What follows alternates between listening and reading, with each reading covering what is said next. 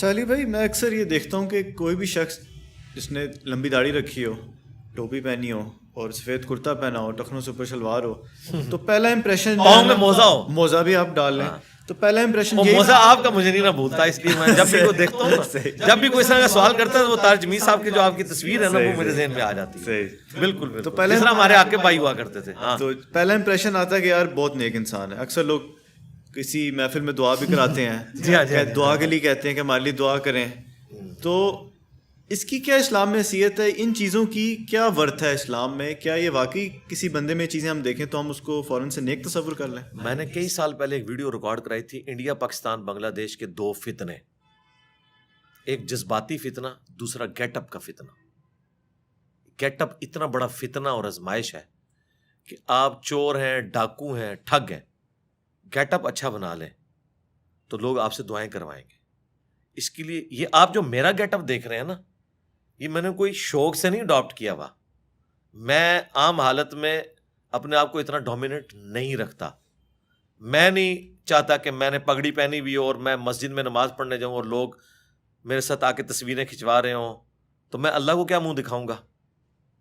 میں پھر دنیا میں ہی سب کچھ کما بیٹھا، ٹھیک ہے، مسکینوں کی طرح زندگی گزارتا ہوں، مسجد بھی بدل بدل کے نماز پڑھتا ہوں، ایسی جگہوں پہ ماسک استعمال کر کے مجھے کوئی پہچانا ہی نہ. عام حالت میں ٹوپی پہنتا ہوں، پگڑی نہیں پہنتا. یہ جو گیٹ اپ میں نے اس وجہ سے اڈاپٹ کیا کہ جس بے وقوف عوام کو میں نے دین سکھانا ہے ان کے لیے قرآن کی کوئی اہمیت نہیں، حدیث کی کوئی اہمیت نہیں. گیٹ اپ نمبر 1 ہے. خصوصاً دیوبند اور بریلوی میں آپ دیکھیں گے داڑھی پوری ہے، ننگے سر تو نہیں ہے. اس لیے دیکھیں ان کو ڈاکٹر ذاکر نائک کی پینٹ ٹخنوں سے اوپر نظر نہیں آ رہی ہے، ٹائی نظر آ رہی ہے. کہتے ہیں اس کا تو لباس ہی یہودیوں والا ہے، عیسائیوں والا ہے، اس نے کیا اسلام کی تبلیغ کرنی ہے؟ تو میں نے مجبوراً، بہت پہلے مجھے سمجھ آ گیا، میں نے یہ گیٹ اپ اڈاپٹ کیا. یہ پگڑی میں پہلے بھی باندھتا تھا، میں اپنے میٹرک لائف سے پگڑی باندھتا ہوں، لیکن صرف جمعے والے دن باندھتا تھا، عام حالت میں نہیں، ایک شوق کے طور پہ، سنت کے طور پہ. لیکن جب میں نے یہ تبلیغ کا سلسلہ شروع کیا، یہ پگڑی میں نے اپنی نشانی بنا لیا تاکہ جب کبھی میری کہیں پہ کسی کے پاس کلپ پہنچے نا تو پہلا جو شیطان نے اسے جھٹکا لگانا ہے نا، اس کی تو شکل ہی مسلمانوں والی نہیں ہے، ٹھیک ہے. کرتا شلوار پہنا، کبھی کالر والی قمیض نہیں پہنی، ٹھیک ہے. اور اس سے بڑھ کے اب یہ تو میں نے بال بھی رکھنے لمبے شروع کر دیے ہیں، یہ بھی دے، اور کچھ نہیں تو یہ لوگوں کو نظر آ جاتے تھے. اے بھی میں تھوڑا پورا کرتا ہوں، خوش ہو ہوں کہڑی شہر رہ گئی دسو، ٹھیک ہے. اگر آپ نے مسواک کہتے ہیں تو یہاں لگانی ہے تو وہ بھی میں لے کے کسی دن لگا لوں گا، پیلی چپل بھی خرید لوں گا، ٹھیک ہے. یہ سب کا سب چل رہا ہے ان کا. اچھا، اور یہ میں آپ کو بتاؤں، یہ گیٹ اپ کا جو فتنہ ہے نا، اپنے مسلک کے لیے ان کا ہے. آپ کسی دیوبندی کو سبز پگڑی والا بندہ دکھا دینا، وہ اس کو دیندار نہیں نظر آئے گا، کیونکہ فوراً دماغ میں آئے گا تو بریلوی ہے. کسی بریلوی کو آپ صاف کیے ہوئے مونچھیں اور سخت ٹوپی والا بندہ دکھا دیں، سفید شلوار قمیض اور اوپر کالی واسٹ پہنی ہوئی ہو، اس نے، اسے نظر آ جائے گا دیوبندی ہو، کہے گا یہ مذہبی آدمی نہیں ہے، تو دیوبندی ہے. مذہبی بھی صرف اپنے فرقے کا، اور نشانیاں بنائی ہوئی ہیں. آپ کو کبھی اہل حدیث اس گیٹ اپ میں نظر آیا؟ نہیں. اس گیٹ اپ میں آپ کو یا دیوبندی نظر آئے گا یا بریلوی نظر آئے گا. اہل حدیث ٹوپی اول تو کوشش کرے گا نہ ہی پہنوں بھی تو ادھر پہنوں، بال تھوڑے نکلے ہوئے ہوں، داڑھی کے کچھ بال ادھر جا رہے ہوں، ادھر جا رہے ہوں، تاکہ لگے کہ یہ اہل حدیث ہے. پگڑی نہیں پہنے گا وہ. اور اس طریقے سے کبھی بریلوی دیوبندی یہ نہیں کرے گا کہ میں تھوڑا سا اہل حدیث والا کوئی گیٹ اپ اڈاپٹ کر لوں، کہے گا نہیں یار یہ تو شکل ہی وہابی والی لگے گی، گال کس نے کس سننی ہے، جو شکل ہی وہابی نظر آئے گا بندہ. تو شکلوں کے اندر پورے کا پورا دین انہوں نے گھسایا ہوا ہے.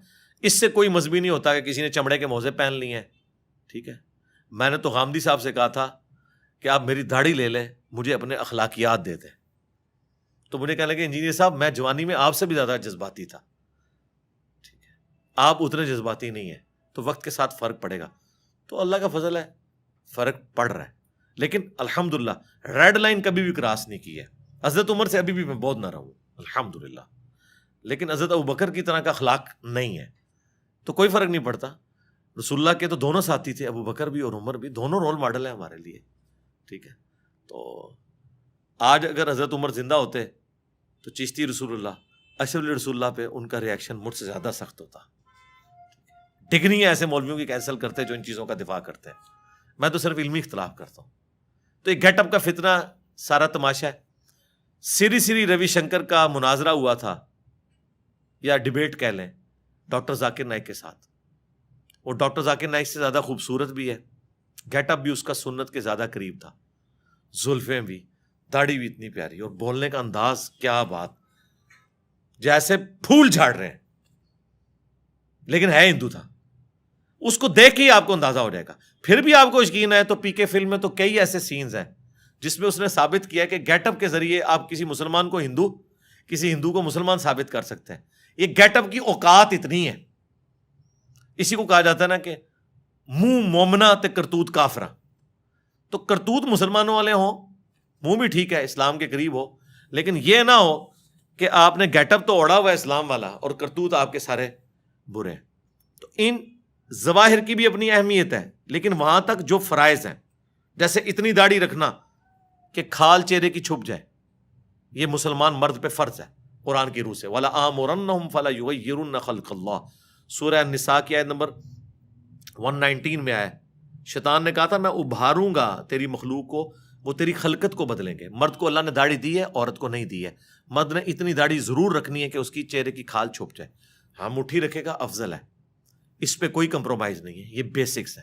ہاں سفید لباس نہ پہنے کوئی مسئلہ نہیں, یہ اس کی بجائے کالر پہننا ہے پہنے, ٹھیک ہے. کرتا نہیں پہننا آپ کف والا پہنے, کوئی مسئلہ نہیں, اس کے اندر کوئی چیز گھسی نہیں ہوئی ہے, ٹھیک ہے. ٹخنوں کو ننگا رکھنا ایک مرد کا شعار بھی ہے, اللہ کے نبی علیہ السلام نے حکم بھی فرمایا. ہاں ٹھیک ہے ٹخنے ننگے رکھیں, وہ یہ نہیں کہ آپ گھٹنوں تک لے جائیں, کوئی ضروری نہیں ہے, ٹھیک ہے. پینٹ پہننی ہے آپ ضرور پہنیں, پینٹ کے اندر یا شلوار قمیض میں اسلام نہیں گھس گیا ہوا. بس ایسا لباس جو آپ کے جسم کو ڈھانپ دے وہ آپ اڈاپٹ کریں, اور کوشش کریں ڈاؤن ٹو ارتھ رہیں. ایسا نہیں ہے کہ لوگ آپ کو دور سے دیکھیں اور سلوٹ مارنا شروع کرتے ہیں. میں کہتا ہوں کس طرح لوگ ان چیزوں کا سامنا کرتے ہیں کہ وہ پبلکلی ڈومیننٹ ہو جاتے ہیں, اتنے مہنگے مہنگے سوٹ پگڑیاں پہن کے, ٹھیک ہے. اس وقت علماء ایسی سی پگڑیاں پہن رہے ہیں جن کی قیمت 10-10 20-20 ہزار ہے, اس کے اوپر جو کپڑا لگا ہوا ہے. ہم کیا ہے وہ جو کاٹن کا جو شلوار والا کپڑا ملتا ہے نا کھلا, یہ اس میں سے ہم پگڑی بناتے ہیں, چاہے کالی ہو یا, تو کیا فرق پڑ گیا. تو اب میں کہوں کہ نہیں جناب اس کی بجائے میں نے جو ہے ایجپشن کاٹن جا کے خریدنی ہے, اس کی پگڑی بنانی ہے, تو کیا میں اللہ کو کیا منہ دکھاؤں گا. کام چل رہا ہے بھائی, ٹھیک ہے. یہ کیٹی کا سوٹ لیا ہوا ہے وائٹ, دھو کے وہی پہن لیتے ہیں دوبارہ سے. یہ دیکھو 50 اب میں سوٹ لے لوں گا جی, میں نے وائٹ کاٹن فلاں برانڈ کی لینی ہے, ٹھیک ہے. کام چل رہا ہے, اللہ چلا رہا ہے. تو گیٹ اپ کے اندر کوئی اسلام نہیں گھسا ہوا. اچھا علی بھائی, ایک کوشچن جو ہے وہ بہت کامن ہے, اکثر لوگ جو ہے وہ مجھ سے بھی پوچھتے ہیں اور مشہور بھی بہت ہے, کہ اللہ تعالیٰ نے جب تقدیر انسان کی پہلے سے لکھ دی ہے تو پھر تو ہر بندے کے پاس جسٹیفیکیشن آ گئی ہے, وہ کوئی غلط عمل بھی کرے گا بولے گا اللہ کی مرضی تھی, تقدیر یہی تھی. تو ایسے سوالوں کا انسان کیسے اس کو جسٹیفائی کرے, اور خود بھی کبھی کبھی دماغ میں وسوسہ یہ آ جاتا ہے. یہ جو دماغ میں وسوسہ آتا ہے نا, یہ صرف اپنے آپ کو دھوکہ دینے کے لیے آتا ہے, اور صرف یہ چیزیں ان معاملات میں آتی ہیں جو اللہ نے اوبلیگیشنز ہمارے اوپر لگائی ہوئی ہیں. جو ہم اپنے کام خود کر رہے ہوتے ہیں نا, اس میں ہم اللہ کے فضل سے اللہ کے حصے کا کام بھی اپنے ذمہ لیا ہوتا ہے. توکل کی بھی کمی ہوتی ہے جو ہم نے خود کرنے ہوتے ہیں. کبھی کسی نے نہیں کہا کہ دعا کریں جی, میں بس انشاءاللہ ارادہ ہے ابھی گھر جا کے میں نے ڈنر کرنا ہے تو میں گھر تک پہنچ جاؤں, کرنا ہوتا ہے. کبھی کسی نے کہا کہ یہ جی میں ابھی ٹوائلٹ جا رہا ہوں, دعا کریں کہ میں فارغ ہو کے نا سلامتی کے ساتھ باہر آ جاؤں. حالانکہ یہ بھی ایک بڑی مشکل ایکٹیویٹی ہوتی ہے جو پرفارم ہو رہی ہوتی ہے. جیسے ہی آپ کوئی دینی اوبلیگیشن کی بات کرتے ہیں, جی دعا کریں اللہ توفیق دے نماز پڑھ لیں گے, تو یہ تو سراسر دھوکہ ہے. شریعت میں اس کی کوئی گنجائش نہیں کہ آپ اس طرح کا معاملہ کریں. انبیاء کا مقدمہ, کتابوں کا مقدمہ قائم ہی اس بات کے اوپر ہے کہ انسان کو اختیار دیا گیا ہے. ادروائز کتابوں اور پیغمبروں کی کوئی ضرورت ہی نہیں تھی. اگر اللہ تعالیٰ نے سافٹ ویئر اوپر سے فیڈ کیا اور آپ اسی کے مطابق چلیں گے, وہ والی مخلوق تو ہے اللہ کے پاس فرشتے. انسان کو اللہ نے اختیار دیا ہے. انا ہدیناہ السبیل, بے شک ہم نے تمہیں راستہ دکھا دیا ہے ہدایت کا. اما شاکرا و اما کفورا, چاہے شکر گزاری کی روش اختیار کرو خواہ ناشکری کی. یہ بالکل لوگ جھوٹ بولتے ہیں کہ جی تقدیر میں جو لکھا ہوا ہے ہم اس کے پابند ہو گئے. یہ کس آیت میں لکھا ہوا ہے؟ اللہ کی تقدیر اللہ کا علم ہے, اور اللہ کا علم اتنا کامل ہے کہ اس نے مستقبل فورس ہی کر لیا. جیسا کہ ایک نالائق اسٹوڈنٹ کے بارے میں ایک ٹیچر کہتا ہے کہ تو نے فیل ہو جانا ہے, اب وہ فیل ہو جائے اپنے کرتوتوں کی وجہ سے تو کیا وہ ٹیچر کو بلیم دے گا؟ ٹیچر نے تو ایکسپرٹ اوپینین دیا. اسی طریقے سے اللہ کا ایکسپرٹ اوپینین تو کامل ہے کہ اگر یہ والی حرکت یہ کرے گا تو اس کا اینڈ رزلٹ یہی نکلے گا. اب یہ سوال ایک الگ ہے کہ اگر یہی کچھ ہونا تھا تو ہم نے اس مصیبت میں جو زندگی گزار رہے ہیں یہ اللہ نے ہم سے پوچھے بغیر ہمیں کیوں ڈال دیا اس معاملے میں؟ اس کے بارے میں قرآن میں واضح فتویٰ ہے، لا یسأل عما یفعل وہم یسألون. اللہ کو کوئی نہیں پوچھ سکتا اس نے یہ کیوں کیا، وہ سب کو پوچھ سکتا ہے. اس کو یوں سمجھیں، آپ کو کسی نے دھکا دے دیا سمندر میں، سمندر کے کنارے ایک شخص کھڑا ہے اور وہ آپ کو کہہ رہا ہے کہ بھائی میری طرف متوجہ ہو، میرے پاس ایک ایسا طریقہ ہے کہ تم کنارے لگ جاؤ گے، یوں ہاتھ مارو تم کنارے تک پہنچ جاؤ گے. اور بھائی صاحب اتنے اکڑے میں وہ کہہ رہے ہیں کہ نہیں، مجھے پہلے بتاؤ مجھے دھکا کس نے دیا میری مرضی کے بغیر. اور وہ شخص کہہ رہا ہے کہ یار چھوڑو جس نے بھی دھکا دیا، اس وقت اپنی جان بچاؤ، کنارے پہ آگے دیکھ لیں گے کس نے دھکا دیا، اسے پوچھ لیں گے. اور آگے وہ ضد پہ اڑا رہے نہیں میں نے نہیں ہاتھ پاؤں مارنے، تو نقصان کس کا کرے گا؟ اپنا، ڈوب جائے گا.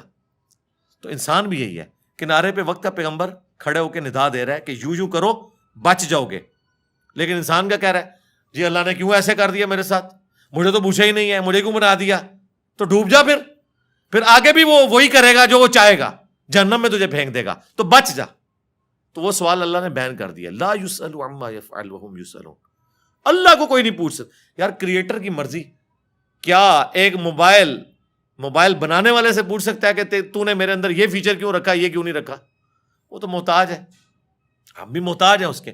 ہم نے گیون سرکمسٹانسز کے اندر پرفارم کرنا ہے، یقیناً اللہ کے پاس اس کی کوئی جسٹیفیکیشن ہے، جنت میں جا کے پوچھ لیں گے. اب یہ تقدیر کے معاملے کی طرف آئیں تو یہاں پہ بھی یہ اللہ کا علم ہے. مجھے بتائیں کیا کسی کو یہ پتا چل گیا دنیا میں کہ میں جنتی ہوں یا جہنمی؟ تو پھر وہ اس کیوں کنکلوڈ کر بیٹھا ہے پیسمسٹک اپروچ کے ساتھ، میں تو ہے ہی جہنمی ہے لہٰذا مجھے نیک عمل کرنے کی ضرورت نہیں ہے. آج تک کسی نے یہ کنکلوڈ نہیں کیا اس حوالے سے کہ جی میں جنتی ہوں تو میں جنتی والے کام کرنے شروع کر دوں. الٹی طرف بھاگتے ہیں اپنے آپ کو دھوکہ دینے کے لیے. ایسا بھاگتے ہیں کہ کہتے ہیں جی بخاری مسلم حدیث ہے، ایک بدکار عورت تھی، اس نے ایک کتے کو موزے میں پانی پلا دیا، اللہ نے اسے بخش دیا. جی بالکل، پھر تو نیک عمل کرنے کی ضرورت نہیں ہے، اللہ تعالیٰ چھوٹی سی نیکی پہ بخش بھی سکتا ہے.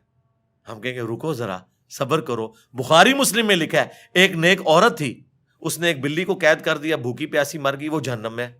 تو اب بتاؤ اللہ چھوٹی بات پہ پکڑ بھی سکتا ہے؟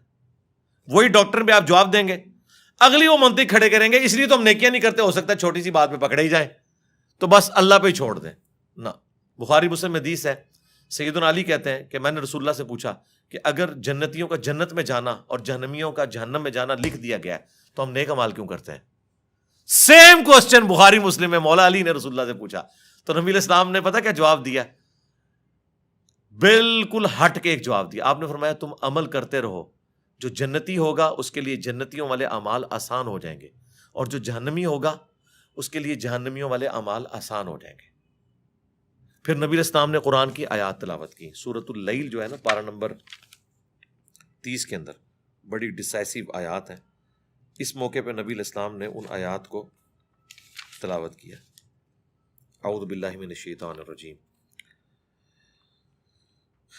فَأَمَّا مَنْ أَعْطَى وَاتَّقَى وَصَدَّقَ بِالْحُسْنَى، پس جس نے اطاعت گزاری کی روش اختیار کی، اللہ کا تقوی اختیار کیا اور ہر اچھی بات کی تصدیق کی، فَسَنُيَسِّرُهُ لِلْيُسْرَى، اس کے لیے ہم آگے آسانیاں کر دیں گے. یعنی کرنا اس نے ہی ہے پھر بھی. وَأَمَّا مَنْ بَخِلَ، اور جس نے بخل کیا، کنجوسی کی، وہاں پہ آیا تھا استغنا والی کیفیت، یعنی اللہ کی اطاعت اختیار کرنا، اللہ کے لیے خرچ کرنا. وَكَذَّبَ بِالْحُسْنَى، اور ہر اچھی بات کو جھٹلایا. فَسَنُيَسِّرُهُ لِلْعُسْرَى، پھر ان قریب ہم اس کے لیے مشکل پیدا کر دیں گے. یہ آیات نبی علیہ السلام نے پڑھی کہ جنتیوں کے لیے جنت والے اعمال آسان ہوں گے. ہمیں کوئی کہتا ہے نا کہ ہاں جی کیا خیال ہے، ہم کہتے ہیں انشاءاللہ ہم نے جنت میں جانا ہے اور کوشش بھی کر رہے ہیں اس کے لیے. بخاری مسلم حدیث ہے میں اپنے بندے کے گمان کے قریب ہوں جیسا میرے لیے گمان کرے. کبھی اللہ کے لیے گمان نہ کریں کہ میں نے جہنم میں جانا ہے. گمان پازیٹیو رکھیں لیکن محنت بھی پازیٹیو کریں. صرف گمان نہیں، کہ جو کچھ بھی ہے تیرے محبوب کی امت سے، ایفرٹ پٹ کرنی ہے، اس کے بعد رہنا آپٹیمسٹک ہے، پیسیمسٹک نہیں ہونا آپ نے، تو انشاءاللہ ستہ خیرہ۔ اور یہ وہ وجہ ہے جس کی وجہ سے اللہ نے قرآن میں جگہ جگہ کہا ہے اللہ اپنے وعدے کے خلاف نہیں چلتا، اللہ جنتیوں کا وعدہ پورا کرے گا۔ جنتیوں کا کلام نقل ہوا ہے کہ جنتی جنت میں پہنچ کہیں گے کہ شکر ہے کہ جو اللہ نے ہم سے وعدہ کیا تھا پورا کیا۔ یہ اللہ پتہ بار بار کیوں کہتا ہے؟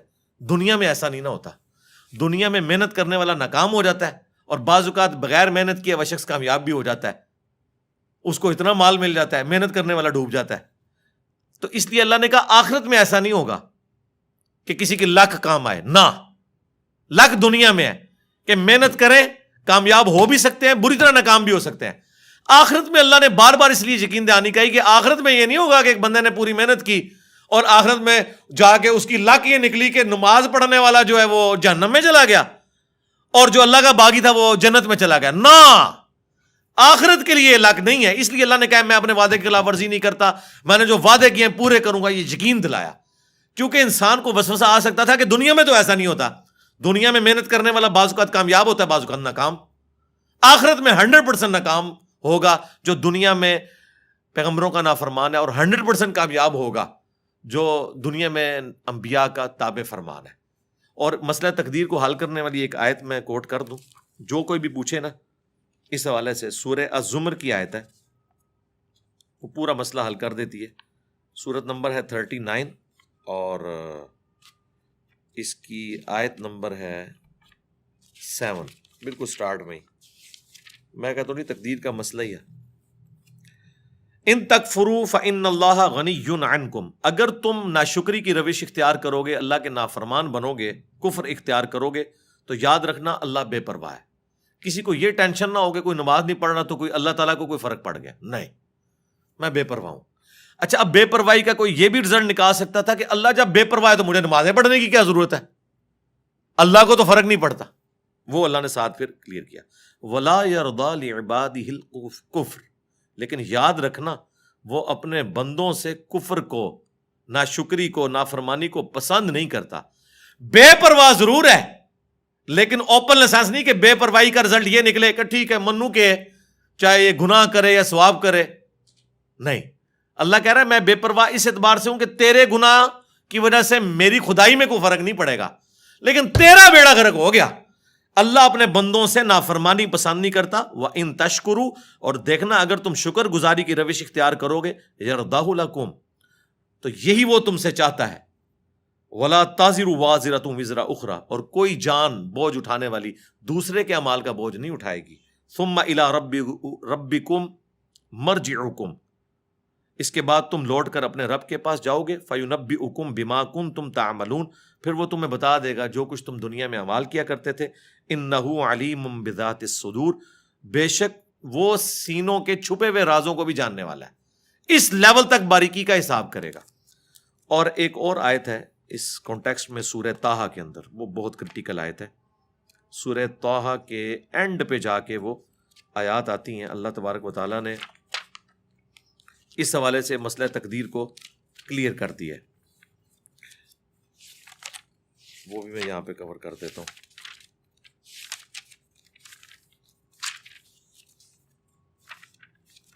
سورۃ الکہف کے بعد سورہ مریم اور طٰہٰ کے بالکل اینڈ پہ جا کے آئے تھے۔ یہ اکثر لوگ جو آپ کو کہہ رہے ہوتے ہیں بدبخت، یہ دیکھیں اللہ تعالیٰ فرماتا ہے جب ہم نے آدم علیہ السلام کو اور ان کی اولاد کو زمین پہ بھیج دیا، ظاہر ہے انہی سے اولاد پیدا ہونی تھی، اللہ نے فرمایا قَالَ اهْبِطَا مِنْهَا، ہم نے دونوں سے کہا، سیدہ حوا اور سیدنا آدم سے، مِنْهَا جَمِيعًا، کہ تم سب کے سب اب اتر جاؤ، بَعْضُكُمْ لِبَعْضٍ عَدُوٌّ، تم میں سے بعض کے دشمن ہوں گے، یعنی شیطان کا دشمن انسان، اور انسان کو بھی دشمنی روانی ہے اور آپس میں بھی انسان لڑیں گے۔ اب یاد رکھنا فَإِمَّا يَأْتِيَنَّكُم مِّنِّي ہُدًى، اب جب کبھی بھی میری طرف سے کوئی ہدایت کی کتاب آئے گی نا دنیا میں، فَمَنِ اتَّبَعَ هُدَايَ، تو جو کوئی بھی اس ہدایت کی پیروی کر لے گا، فَلَا يَضِلُّ وَلَا يَشْقَى، تو نہ وہ گمراہ ہوگا اور نہ ہی بدبخت ہوگا۔ تو بدبختی پھر اللہ نے بندوں کے کھاتے میں ڈال دی ہے کہ جو کتابوں کی مان لے گا نا وہ بدبخت نہیں ہوگا۔ تو اس کا مطلب ہے بدبخت اللہ بناتا ہے یا انسان خود بدبختی کماتا ہے؟ خود۔ یہ آیت واضح ہے کہ جو ہدایت کی پیروی کر لے گا وہ نہ گمراہ ہوگا نہ شقی ہوگا، اور جو پیروی نہیں کرے گا وہ گمراہ بھی ہو جائے گا اور بدبخت بھی ہو جائے گا۔ یہ خود ہم کماتے ہیں، تو یہ کہیں پہ کنسیپٹ نہیں، یہ تو بڑا گمراہ کن عقیدہ ہے۔ یہ عقیدہ جبریہ کا تھا کہ اللہ تعالیٰ انسان پہ مسلط کر دیتا ہے، اور قدریہ دوسری ایکسٹریم پہ چلے گئے، انہوں نے کہا نہیں ٹوٹلی ہم ہی کرتے ہیں۔ ہمارا عقیدہ درمیان میں ہے کہ جن باتوں کا حکم اللہ نے ہمیں دیا ہے ان کا اختیار بھی ہمیں دیا ہے، اور جن چیزوں کا مجھے حکم نہیں دیا اس کا اختیار میرے پاس نہیں ہے، اور نہ مجھے اس میں کوئی زیادہ پڑھنے کی ضرورت ہے۔ مثلا میرا قد کتنا ہے، میری آنکھوں کا کلر کیا ہے، میں کن ماں باپ کے گھر پیدا ہوں گا، میں کس ملک میں پیدا ہوں گا، مجھے بتائیں، یہ قیامت الدین ہم سے پوچھا جانا ہے۔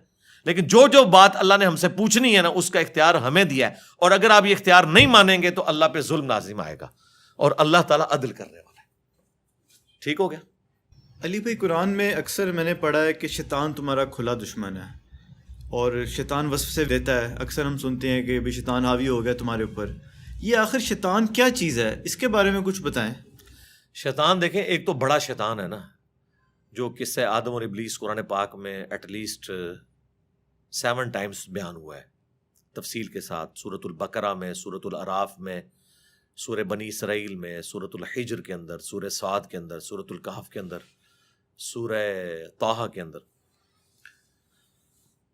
وہ بڑا شیطان جو حضرت آدم علیہ السلام کے ساتھ وہ پورا معاملہ ہوا، پھر اس کی اولاد بھی ہے۔ ہر انسان کے ساتھ ایک شیطان کا بچہ اٹیچ ہو جاتا ہے، جن۔ بخاری مسلم دونوں میں حدیث ہے کہ شیطان انسان کے جسم میں خون کی طرح دوڑتا ہے، اور مسلم شریف میں حدیث ہے ہر انسان کے ساتھ ایک فرشتہ ہے اور ایک جن ہے۔ شیطان اور جن یہ انٹرچینجبل ہے، کیونکہ اس کی اسپیشی جن ہے۔ فرشتہ اسے نیکی کی طرف بلاتا ہے اور شیطان اسے برائی کی طرف۔ اللہ نے دیکھے کیسا بیلنس کیا ہے، صرف نہیں شیطان مسلط کیا، فرشتہ بھی کیا ہے، دونوں چیزیں پیرلل میں۔ ایک صحابی نے جرت کر کے پوچھا، یا رسول اللہ آپ کے ساتھ بھی؟ فرمایا ہاں میرے ساتھ بھی تھا، لیکن اللہ نے مجھے اس پہ قدرت دے دی ہے، میرے ساتھ جو شیطان اٹیچ ہے وہ مجھے نیکی کی طرف ہی بلاتا ہے۔ رسول اللہ کے بعد کسی شخص کے لیے گارنٹی نہیں ہے کہ اس کے ساتھ شیطان اٹیچ نہیں ہے، وہ ہرگلا سکتا ہے کسی بھی شخص کو۔ یہ نبی کا پروٹوکول ہے کہ وہ اللہ تعالیٰ کی حفاظت میں ہوتے ہیں۔ اب ظاہر ہے وہ شیطان انسان کے جسم میں پھونکے مارتا ہے، نفس اس کا بہترین ایک مسکن ہے جس کے ذریعے وہ نفسانی خواہشات کو ابھارتا ہے۔ اس وجہ سے شیطان ایک پرسنالٹی بھی ہے اور ایک سمبل کے طور پہ بھی ہے۔ انسان کے اندر کا جو شیطان ہے وہ اتنا بڑا ہے کہ اس نے شیطان کو شیطان بنا دیا ہے۔ شیطان تو پہلے اللہ کا مقرب بندہ تھا نا، اکڑ پیدا ہوئی، تکبر آیا، تو اللہ نے کیا فرمایا؟ ابا واستکبر وکان من الکافرین۔ اکڑ گیا، تکبر میں آ گیا، راندہ درگاہ ہو گیا۔ آج ہم اسے کہتے ہیں ابلیس، جیلس ہوا، الرجیم کہتے ہیں، مردود بارکا۔ لیکن کسی زمانے میں وہ اللہ کا بندہ ہی تھا۔ شیطان کو شیطان نفس نے بنایا، تو وہ تو نفس ہمارے ساتھ بھی اٹیچ ہے۔ اس نفس کو آپ سمجھ لیں کیٹالسٹ کا کام کرتا ہے، جیسے کیمسٹری میں کیٹالسٹ ڈالا جاتا تھا نا کیمیکل ریئیکشن کو تیز کرنے کے لیے۔ اصل جس شیطان سے آپ نے بچنا ہے نا وہ اندر کا نفس ہے، جس میں وہ بڑا شیطان بھوکے مارتا ہے، یا آپ کے ساتھ جو اٹیچ شیطان ہے۔ اور اس سے بچنے کا آسان طریقہ ہے وظائف ہے، لا حول ولا قوت الا باللہ، اعوذ باللہ السمیع العلیم من الشیطان الرجیم۔ اور سب سے بڑھ کر جب آپ اللہ کا ذکر کرتے ہیں تو بخاری مسلم کی احادیث اس پر گواہ ہیں، کتنی احادیث، میں نے اس پہ پورے لیکچرز دیے ہیں کہ جیسے آپ اللہ کے ساتھ اٹیچ رہتے ہیں شیاطین آپ سے دور رہتے ہیں۔ اچھے ماحول کی بھی تو یہی برکت ہوتی ہے، اور جب آپ اللہ کا راستہ چھوڑ دیتے ہیں یہ آپ کے اوپر حملہ آور ہو جاتے ہیں۔ سورہ زخرف کی آیت ہے کہ جو رحمان کے ذکر سے غفلت اختیار کرتا ہے ہم اس پہ شیطان مسلط کر دیتے ہیں، پھر وہ اس کا ساتھی بن جاتا ہے۔ یعنی اس کا مطلب ہے کہ شیطان مسلط ہونے دیتے ہیں۔ شیطان کو دور کرنے کا طریقہ اللہ کا ذکر ہے۔ جیسا کہ کسی پر پیاس مسلط ہو تو کیسے دور کرے گا؟ پانی پی کر۔ بھوک مسلط ہو تو کیسے دور کرے گا؟ کھانا کھا کر۔ شیطان مسلط ہوا ہے تو اللہ کا ذکر کر کے۔ باقی جو تھوڑے بہت وسوسے ہیں ان کو اللہ نے درگزر فرمایا۔ مسلم شریف میں حدیث ہے، ایک صحابی نے کہا یا رسول اللہ بعض اوقات ایسے سے خیال دماغ میں آتے ہیں، دماغ تو سوچتا ہے کہ دل کرتا ہے کہ جل کے کوئلہ ہو جاؤں لیکن زبان پہ نہ لاؤں۔ فرمایا عین ایمان ہے، زبان پہ نہیں لایا، یہ تمہارے ایمان کی دلیل ہے، شیطان تمہیں آگے ورگلا رہا ہے لیکن تم اس کے پیچھے نہیں چل رہے۔ اور بخاری مسلم میں یہ بھی حدیث ہے کہ اللہ تعالیٰ نے میری امت کے دل میں آنے والے جو وسوسے ہیں نا، جو آٹومیٹکلی شیطان کی طرف سے آتے ہیں وہ معاف کر دیے جب تک کہ وہ زبان پر نہ لے آئے یا اس کے مطابق عمل نہ کر لیں. تو ان کو آپ اگنور کریں, یہ خود بخود چیزیں جو ہے نا وہ اگنور ہو جاتی ہیں. ادروائز یہ آپ کا ٹیسٹ ہے. مجھے بتائیں اگر شیطان نہ ہوتا تو ٹیسٹ کہاں سے تھا؟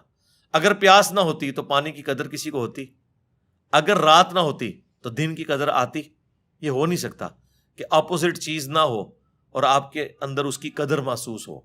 تو اللہ تعالیٰ نے ٹیسٹ یہ دنیا اس لیے رکھا کہ شیطان کا راستہ بھی ہو, رحمان کا راستہ بھی ہو, اور آپ کی جنگ جاری رہے.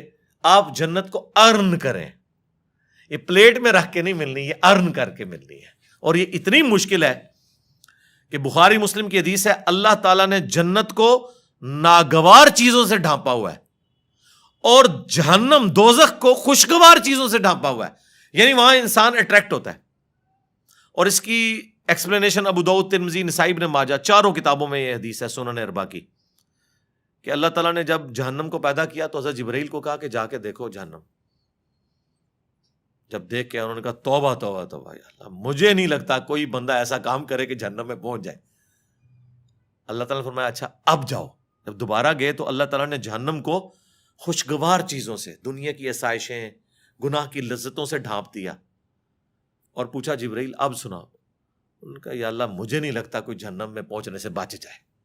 جتنا تو نے اٹریکٹفل اسے بنا دیا ہے نا کہ ہر اٹریکٹفل راستہ ادھر ہی جا رہا ہے, وہی تو آپ کا امتحان ہے. اس لیے جنت میں آپ کو انعام مل رہا ہے. وہ دنیا میں جو اٹریکٹفل چیزیں ہیں وہ جنت میں آپ کو انعام کے طور پہ مل رہی ہیں. دنیا میں وہ حرام ہے, سونا, چاندی, ریشم, 4 سے زیادہ عورتیں. جنت میں آپ کو انعام دیا جا رہا ہے, ان چیزوں کا انعام جو دنیا میں حرام کی ہوئی تھی. تو اس کا مطلب ہے وہ اٹریکٹفل تھی. پھر اللہ نے فرمایا جنت کی طرف جاؤ. جنت سے ہو کے انہوں نے کہا یا اللہ مجھے نہیں لگتا کہ کوئی تن من دھن نہیں لگا دے گا جنت میں پہنچنے کے لیے, یہ تو ساری جنتی ہو جائیں گے. اللہ نے فرمایا وہی والی ہماری بھی بات, رکو ذرا صبر کرو اب جاؤ. جب دوبارہ گئے حضرت جبرائیل, انہوں نے دیکھا یہ تو مشقتوں سے ڈھانپی ہوئی ہے. کہیں روزوں کی مشقتیں ہیں, کہیں حلال اور حرام کی مشقتیں, کہیں نمازوں کی مشقتیں, کہیں جہاد اور قتال کی مشقتیں. انہوں نے کہا یا اللہ مجھے نہیں لگتا کوئی جنت میں پہنچنے میں کامیاب ہوگا الا یہ کہ کوئی خوش نصیب ہو. اور یہ قرآن کی آیت ہے وَلَقَدْ ذَرَأْنَا لِجَهَنَّمَ كَثِيرًا مِّنَ الْجِنِّ وَالْإِنسِ. جنوں اور انسانوں کی اکثریت جہنم کے لیے پیدا ہوئی ہے. الٹیمیٹلی یہی رزلٹ نکلنا ہے. لیکن ساتھ اللہ نے فرمایا ہم نے ظلم نہیں کیا, ہم نے انہیں عقل دی تھی وہ سوچتے نہیں, کان دیے تھے سنتے نہیں, آنکھیں دی تھی دیکھتے نہیں. یعنی وہ دیکھنا عبرت والا کہ ان انسٹرومنٹس کو یوز کرتے. ان السمع والبصر والفؤاد کل اولئک کان عنہ مسئولا, جو قرآن میں آیا کہ بے شک آنکھ, کان, عقل اس کے بارے میں پوچھا جائے گا. ان انسٹرومنٹس کو یوز کر کے تم نے حق بات تک پہنچنے کی کوشش کیوں نہیں کی؟ تو اللہ نے یہ ہمیں حواس خمسہ دے کے اکاؤنٹیبل ٹھہرا لیا ہے. ہم اپنے حواس خمسہ کے اوپر جو عقل کا چیک اللہ نے رکھا ہے اس عقل کو یوز کریں تو ہم اپنی شہوات کو کنٹرول کر سکتے ہیں. عقل کی وجہ سے آپ اکاؤنٹیبل ہو گئے. بس یہ سمپل سی بات.